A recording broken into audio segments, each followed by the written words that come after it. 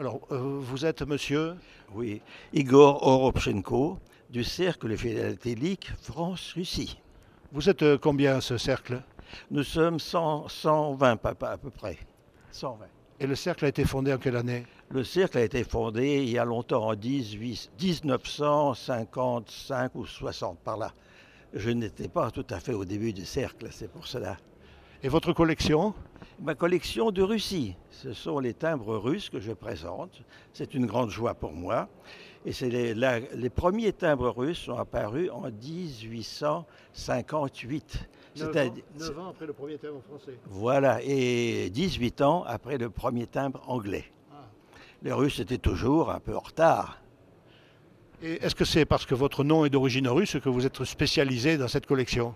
Oui, bien entendu, je lis le russe, je le parle, donc ça a été tout à fait indiqué pour moi de faire une collection de timbres russes. Vous pouvez nous présenter quelques pièces? Eh bien, écoutez, ici, vous avez un timbre important parce qu'il représente 3 roubles 50 et le deuxième, c'est 7 roubles. À l'époque, c'était une très grosse somme. Et c'est des timbres que l'on collait sur des colis ou sur des envois d'argent. Il fallait donc affranchir à une grosse somme. Et quand on mettait 7 roubles à l'époque sur un mandat, par exemple, c'était vraiment un très fort affranchissement, correspondant à plusieurs milliers peut-être de roubles que l'on transférait d'un point à un autre. Et cette collection, vous l'avez commencée il y a combien de temps? Oh, je l'ai commencé quand j'étais bien jeune, je devais avoir 10 ans à l'époque, c'est-à-dire, disons, il y a 70 ans. Cette collection que vous présentez ici?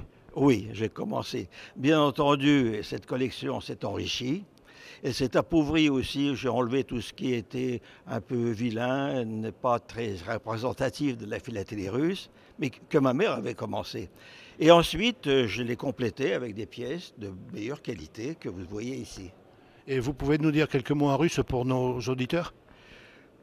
Конечно, я могу сказать несколько слов по-русски, что я приветствую всех, кто интересуется русскими марками. Merci Igor.